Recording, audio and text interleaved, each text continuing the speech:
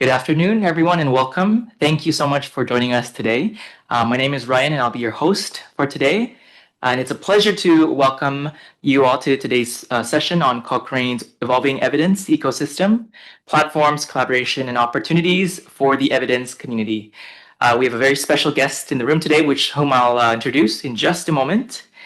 Today's session will provide an opportunity to learn more about how the global evidence synthesis landscape is evolving, what platforms are being used, and collaborative networks are supporting engagement within the evidence community.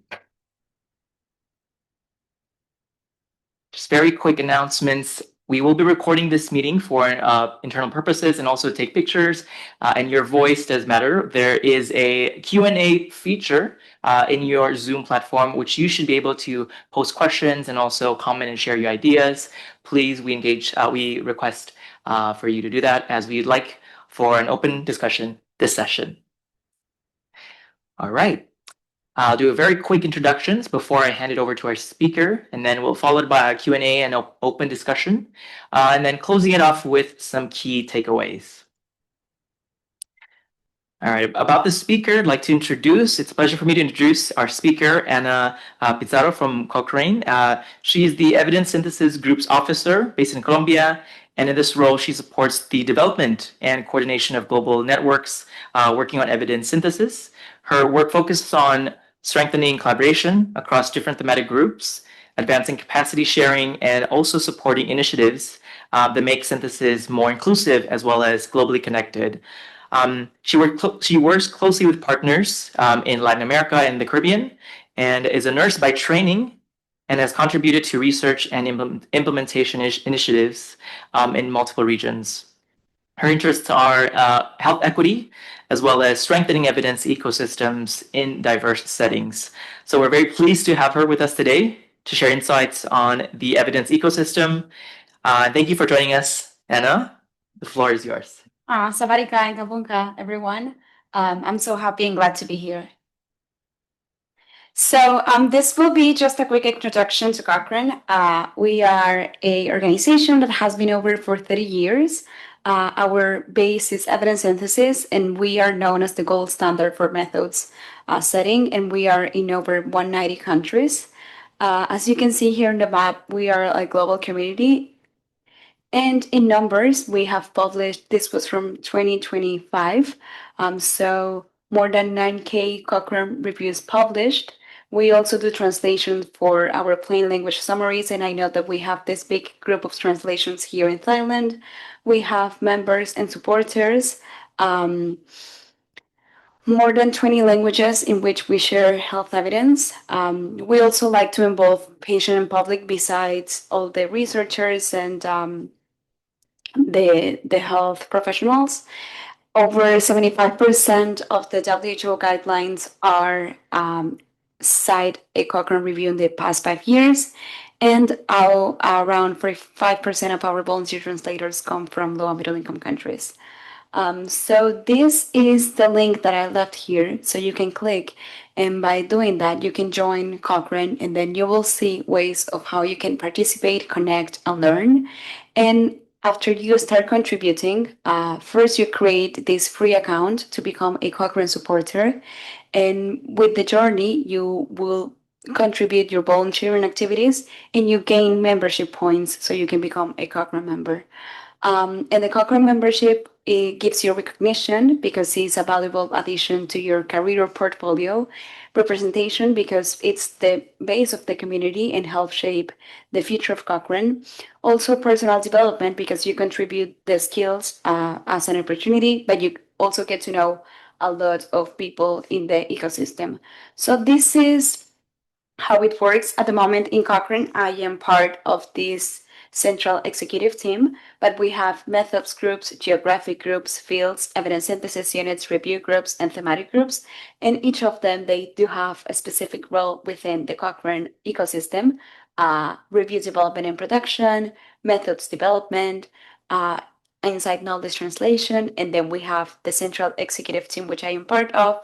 We do manage the editorial processes, provide training and support, implement and coordinate all different initiatives, and research integrity. And we have these the methods groups that they develop, validate, and improve methods for evidence synthesis, and they produce the handbook. We have the fields that they focus on dimensions of health, the evidence synthesis unit that they focus on developing high quality evidence, the geographic groups, which Cochrane Thailand is a geographic group and it represents Cochrane in one country and promotes the use of the evidence. Then we also have the thematic groups to work with researchers and patients and policymakers, and the review groups to help develop high quality evidence. But we also have some other networks. So the Early Career Professionals Network, so it's for people starting out in their career in evidence-based healthcare. We have the Consumer Network for patients, carers, members of the public interested in getting to know more about their diseases and contributing to the Cochrane evidence, and the Methods Network for people interested in the methodology. But we also have many free online learning options.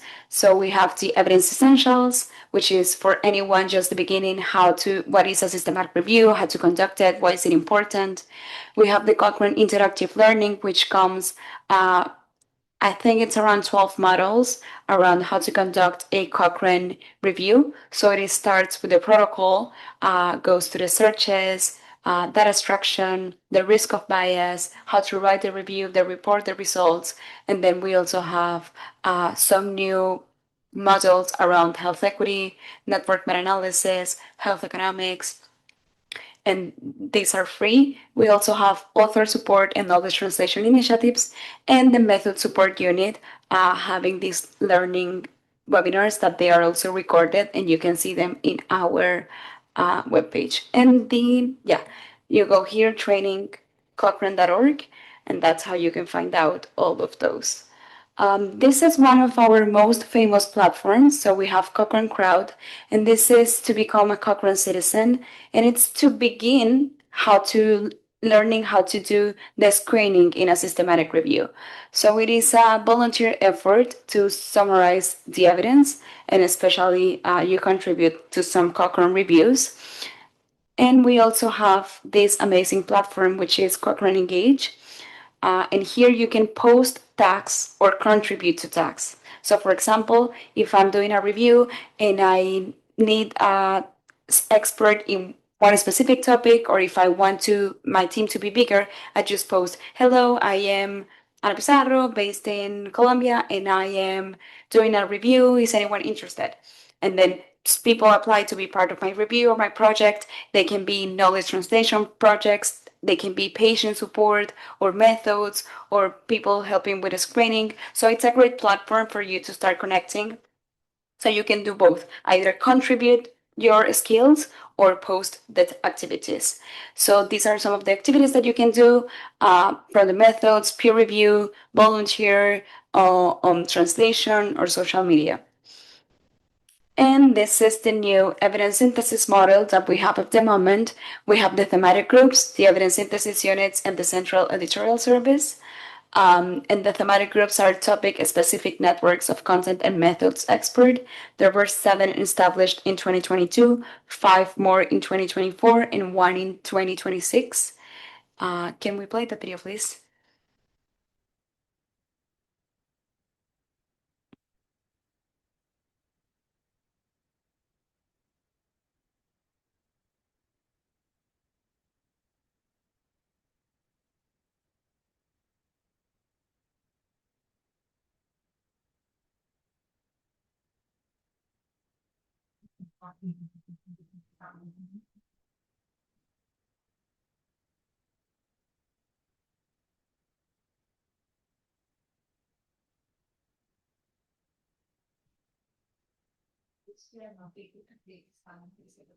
Yes, it has captions.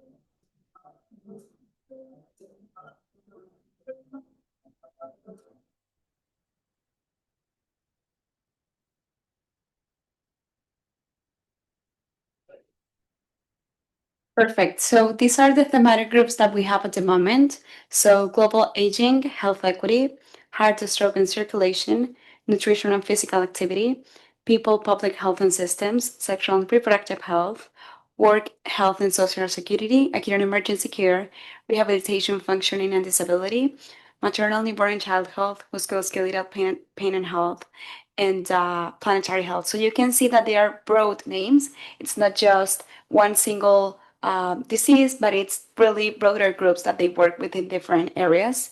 And these are the locations of the thematic groups. So we have four in the UK, two in Germany, two in the Netherlands, Denmark, France, Belgium, Italy, and Norway.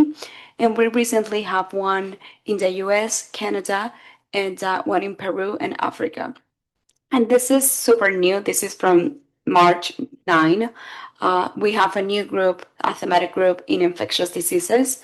And this is a joint collaboration between the Kenya Medical Research Institute, the National Institute of Health in Peru, and the Liverpool School of Tropical Medicine.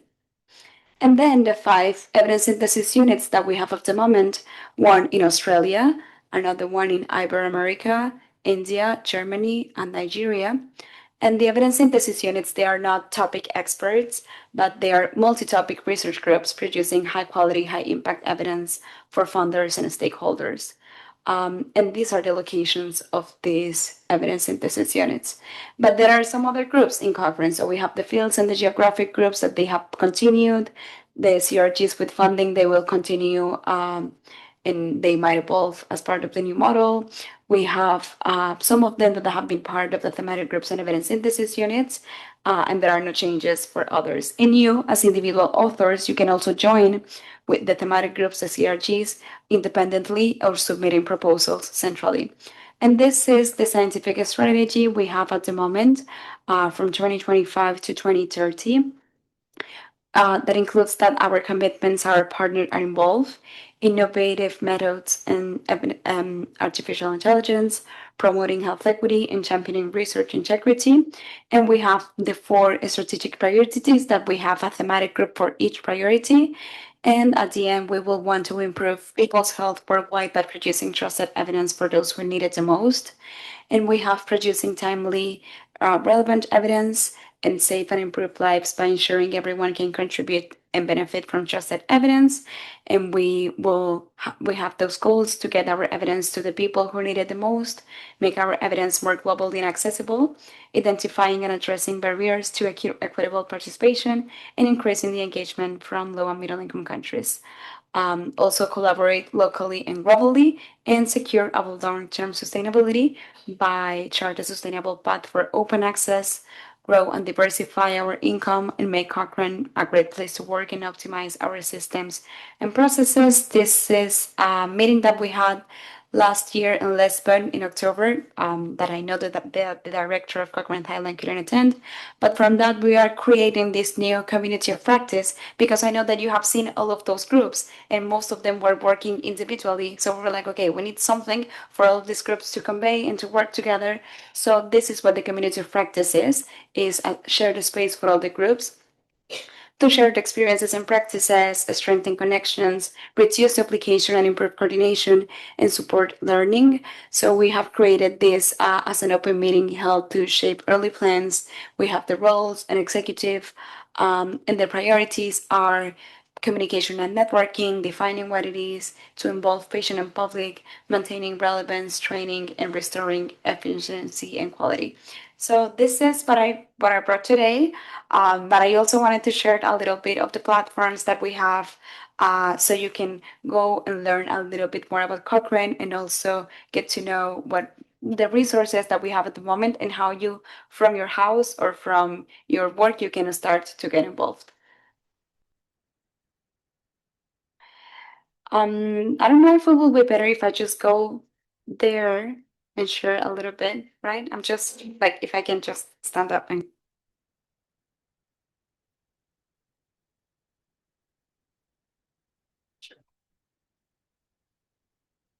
perfect. So this is our website. Oh, yes, thank you. Thank you. This is our website. It's here, cochrane.org. And it's translated in different languages. I think this is, hi? Perfect. Um, So you can see in your language everything that we have here in Cochrane and for you. And these are the two platforms that I was mentioning. So we have Cochrane Crowd and Cochrane Engage. For them, you will have to create a Cochrane account, but that is free. And that is how you can start browsing the tags. So we, for example, we have this one here. Uh, so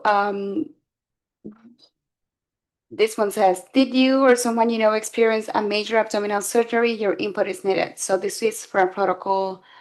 This is to categorize healthcare evidence. This is someone that needs help with an expert with low carb diets for people with diabetes. And then this is how you can see all of the tasks. This is for a randomized control trial, so it's not only systematic reviews. And this is uh, a great example of how you can start getting involved. So you just apply here, but there are many, many, many tags of how you can get involved. But you can also post a task so you can bring people to your teams, and you can filter here by health topics or interest or the organizations. We also have Cochrane training. So we have this Cochrane training, and we have on YouTube. So here, there are so many resources that you can use. So evidence essentials, key steps in a systematic review, help how to shape research, and many webinars that are for free. So these are the upcoming webinars, but we also have recordings of past. So you can learn about grading, meta-analysis, method support unit, network meta-analysis, qualitative evidence synthesis, other types, risk of bias. So if you are starting or you have been working in evidence synthesis for a while and you want to keep you updated, you can join all of those resources. And now we have this new model about including artificial intelligence in methods. And we have our YouTube channel, Cochrane Training as well. So here, this is the channel, and you can find so many playlists and videos. I think that there's more than 2,000 videos here with so many information on how you can get started. So this is what we have at the moment. We also have the Early Career Professionals group.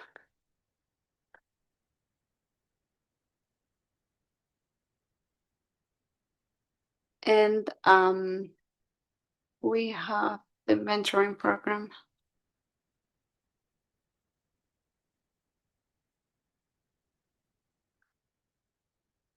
So this is the Early Career Professionals Network. That it doesn't have to be, doesn't necessarily like really young people, but it can be someone that has just finished their PhD or is doing their postdoc.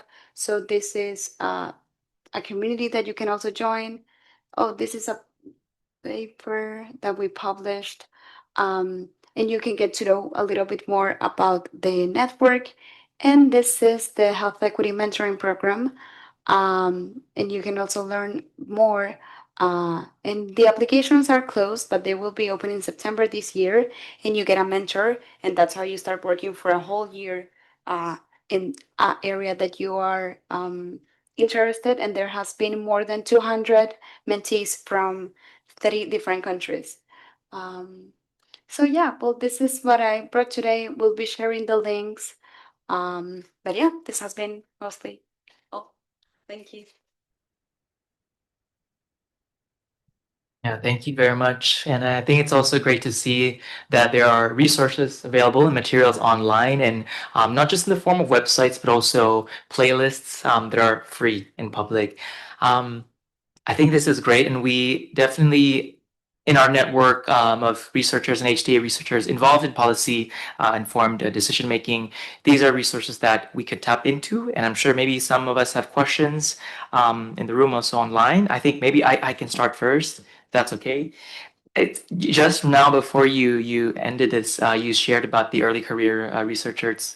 And it's nice to see that there's a pairing system with mentors and mentees. Maybe from the mentee perspective of point of view, what are some criterias to maybe to think of? And I'm sure others who may be interested in being one, ask ourselves, how can I be one? Do I fit? Do I qualify, etc.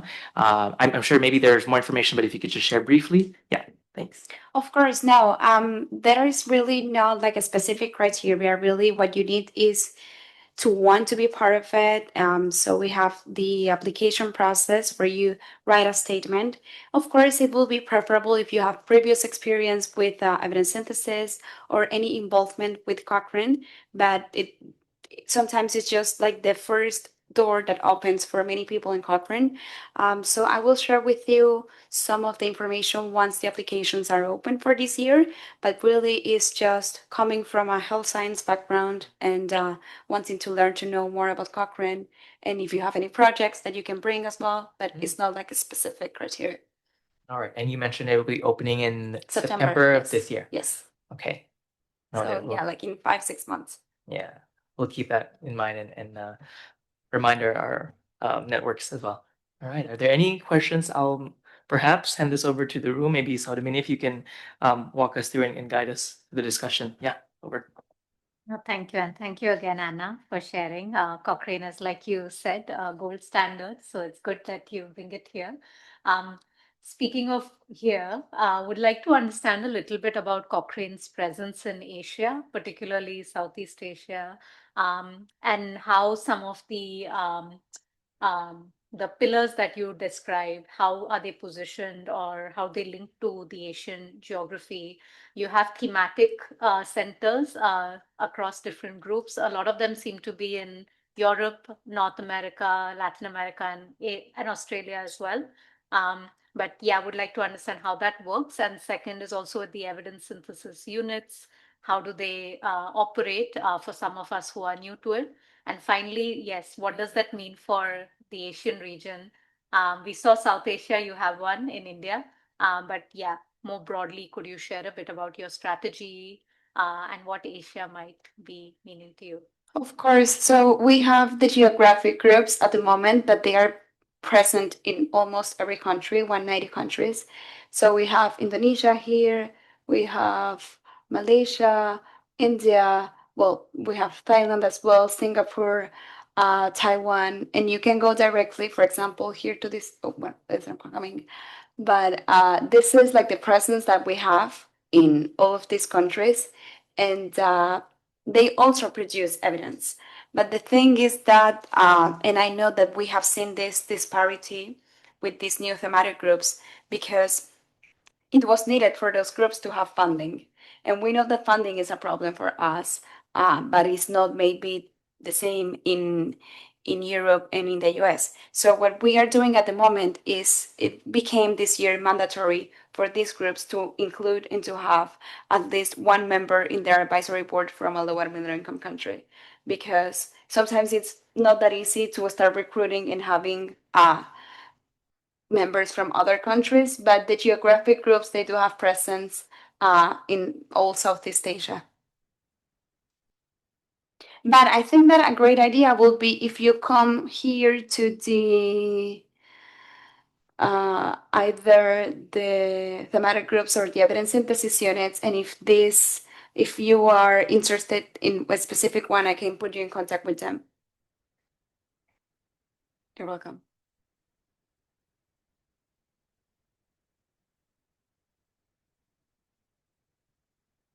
Are there any questions in the room? Yes. Okay, maybe hello, my name is Kanta. I would like to know more a little bit about the groups itself. So how does usually groups were convened?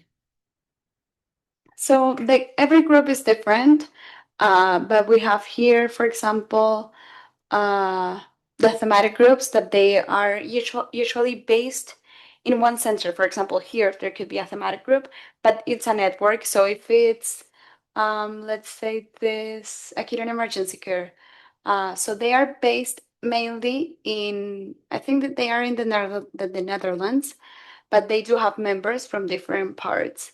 And they have an advisory board. We have really big ones. For example, this one, rehabilitation, they are in like 20 different countries. So this is like the whole team, and they have, for example, a unit in Colombia, a unit in Italy, another one in Germany, the US, Canada, Switzerland, Italy, Australia, Jordan. But they have one lead, and then that person is leading the group, and they do the reviews, they do priority setting, they do knowledge translation activities, but they are usually based in one place, like physically, and then an online network.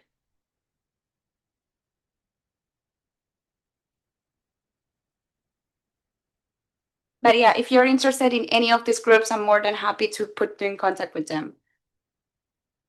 And we also have the methods groups. So we have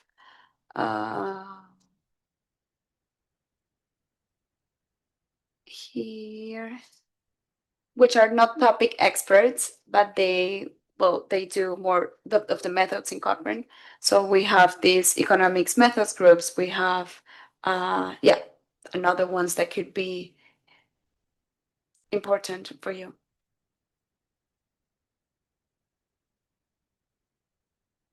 I am yet to explore the website, but I'm just curious if you have like evidence synthesis in AMR related. I know you have the new one, the infectious diseases, but it's more on AMR, but on the health economics perspective.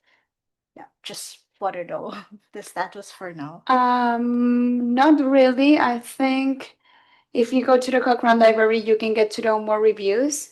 But these groups are always really recruiting people and wanting to know more about how things work in different parts of the world. And especially as I do work with global networks, the perspective and the experience from us is very different to what they have and what they do. So they are always welcoming new perspectives.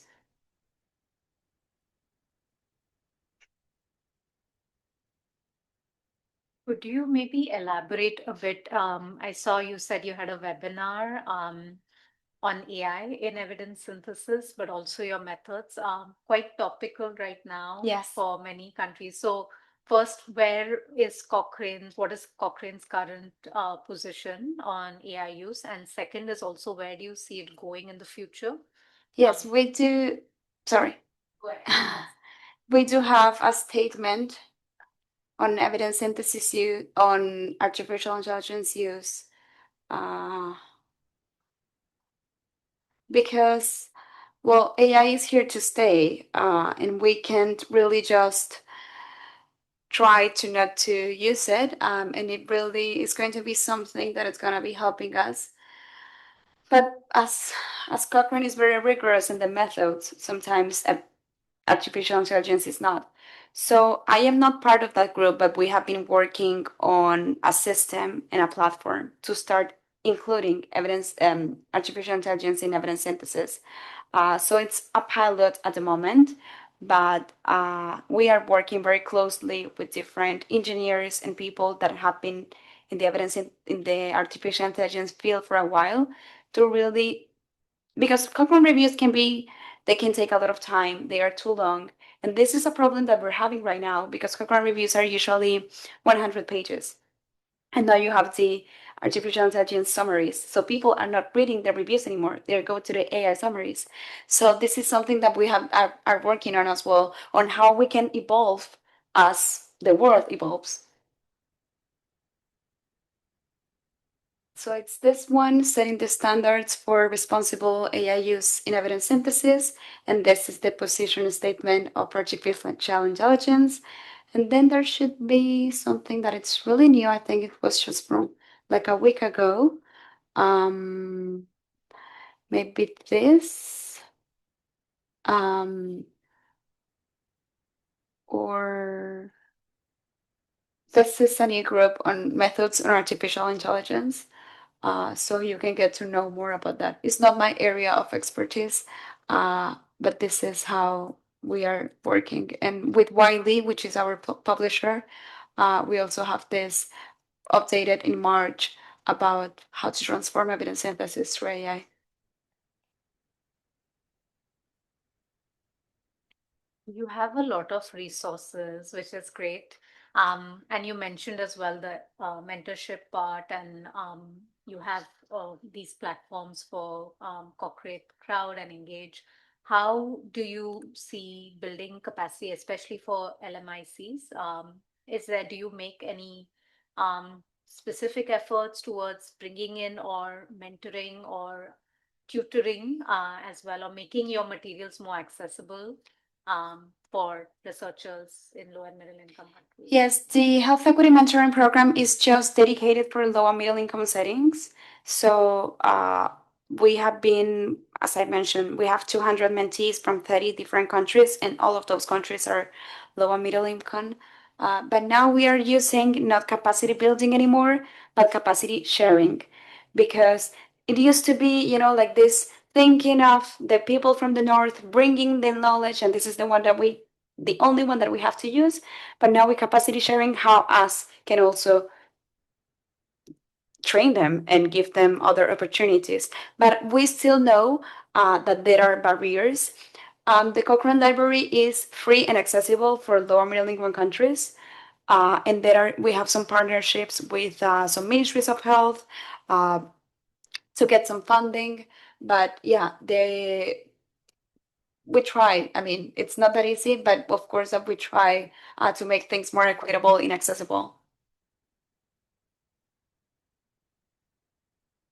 Yeah, I think just to add to the previous question, I'm just wondering, you shared lots of groups and sorry, not groups, but thematic topics. Yeah. In your opinion, do you see any strong opportunities for collaboration among the list of themes in this region, or perhaps maybe let's reframe it, low and middle income countries? Yes, most of these groups, they are always because one group is sometimes just 10 people, but they have a suite of 50 reviews that they have to deliver. So they are always opening. So especially with the thematic groups that are the groups that I work with, let's go this maternal, newborn, and child health. So there's always this contact us section. So, for example, they say, we are keen to build a diverse coalition of leaders and experts. If you're interested in contributing to our work, please tell us about your skills and interests. And then this is a Google form where you can put all your information, the area of expertise, and then you will be on their database and they can contact you. And it's the same for most of the groups. They always have a contact us section. And I just want to encourage you all to not to be afraid of sending an email, because the worst thing that can happen is that they don't reply. But most of the time, they always put you in contact with someone else, and that's how you can start building the relationship. Yeah. I think that's really interesting, and from the perspective of users, this is helpful. But from the perspective of contributors as well, from this region, are there opportunities as well? I think you mentioned in terms of contacting us, but how can we contribute and maybe be part of these discussions beyond just the user's perspective? Would that be feasible? Yeah, that is mostly responsibility of the Cochrane Thailand group, of the geographic group, that their goal is to be the vociferous and to represent Cochrane here in Thailand. So I'm not that sure, but they should be like conducting different activities to engage universities, schools, researchers, and to do some training as well. So they are our representatives here in Thailand.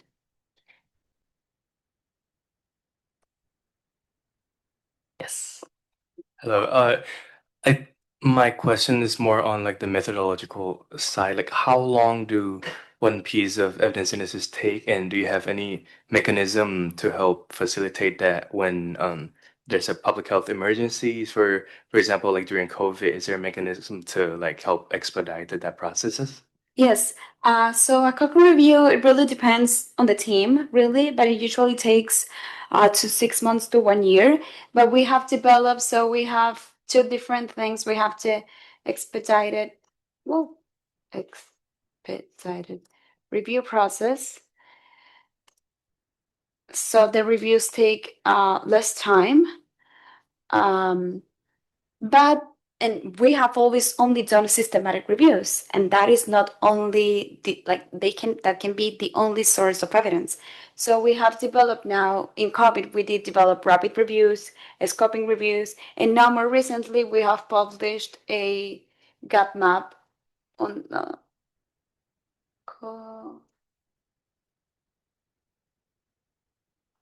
because a systematic review can't always answer all the questions. So we have developed this. Well, I don't understand, but so this is a new mapping review on living evidence from a gap map because, as I mentioned, systematic reviews can be the answer to all, and we have to evolve as the evidence synthesis world evolves. So we are working on guidance on how to conduct gap maps. We have guidance for rapid reviews, for scoping reviews, for other type of synthesis that are not just systematic reviews. So yeah, especially this. And now we have another on neonatal mortality, but this one on dengue is really helpful here in Thailand and some other countries. Yeah, so this is what we are also working on. But this is new. This is from this year. Yeah, January this year. Do you see this as the future, this living, like a living evidence kind of an approach? Yeah, well, living evidence is not for all type of topics, but there are some topics, as he mentioned, for example, if we have COVID, that every week we have new evidence coming. I feel like having the structured searches that they do the searches every week, but you don't have to run them, but it's an automated process. It will be it is helpful, and it was during COVID to get to know what is the evidence that we're getting, and when we have the question really defined, and you have all the processes, you can just get the new articles. So yeah, I think not for everything, but for some topics, living evidence will be the gold standard. Maybe one more sort of related one going forward, and you mentioned you have methods groups on different topics. Um, One of our interests in this is because evidence synthesis feeds into the health economic evaluation Yes. process quite actively. As an end user, do you target HTA agencies globally at all? And do you have any specific suggestions on how we can better use Cochrane in a more active manner, perhaps? Yes, I'm not part of that group specific, and I don't work with the methods groups, but I will tell they do have their specific ways of working. I'm not sure that they do go target country by country, but that's why I'm here, and that's why I would love to put you in contact with that specific method group, so you can at least start one project and then start collaboration with them. Because I don't think they work here in Thailand, but this could be the start. No, thank you. And I think before turning it back to Ryan, just to say, I think there are a few of our colleagues from different HTA organizations in the region. And I think what you shared today is useful for us. And after we review the links, we'll share it also with those who've attended so they can also reach out and learn more about. Of course, yeah. everything we I think my email should be there, or I can share what Ryan has said. So you can always reach me out at any point. Just a closing question, if I may. I think I'd like to hear the challenges. I think in terms of how to maintain methodological rigor, but also, making evidence timely and also responding to the needs of the climate. Yeah, now we have this new group on planetary health, which is a pressing issue. And we have contributors that have been in Cochrane for a lifetime. So 20 years in Cochrane, 15 years in Cochrane, but also new people. I think that what makes us ensure this timely evidence by maintaining the rigor is the handbook that we have, that is like our Bible, the guide. But this mentorship program mainly, so you can have new people coming and they can like learn the same methods and maintain. But it's not easy, especially because we as humans, we want everything as fast and as easy as possible. But I think that is the passion that we have for what we do, and especially knowing where that evidence is going. Because Cochrane reviews are for developing policies, for developing programs. So a lot of people complain that some Cochrane reviews, they say there's not enough evidence to say this or that. But at the end, it's because from that statement, a new policy can be created in a country. So as we work really close with the WHO, we really want to deliver the best information available. And that is really important because sometimes even though you want to do a great systematic review, there's no evidence available. And that's where you have to talk to the people that they do the clinical trials or the observational studies, because that is where the information is lacking. So, yeah. I think it's good to know that there's definitely a lot of materials and resources, and I think it requires some digging as well, but definitely something there. And I think when you highlighted the fact that there's a contact us, or it doesn't hurt to email, right? Yes. And there's room for end users, and there's also room for contributions from our side. And in many ways, our area in HTA, I think it's something that we work closely with in evidence gaps. So I think this is something we can look forward to. We'll kind of capture these links, these resources, and where relevant, we'll try and share them with our network. Of course. Yeah. I'm gonna go to the other side. Yes.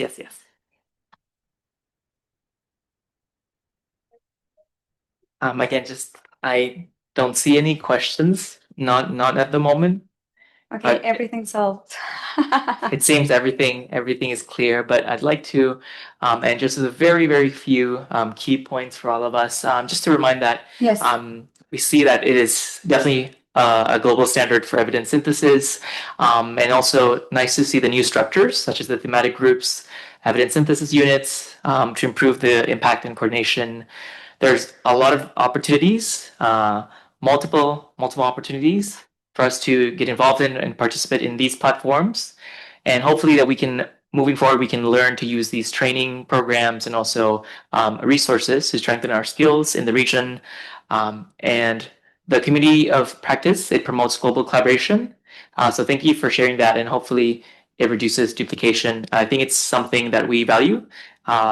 Reducing duplication, especially within the region. We do have similar, well, with different contexts, but similar types of research. So how do we best merge those and to collaborate as much as possible?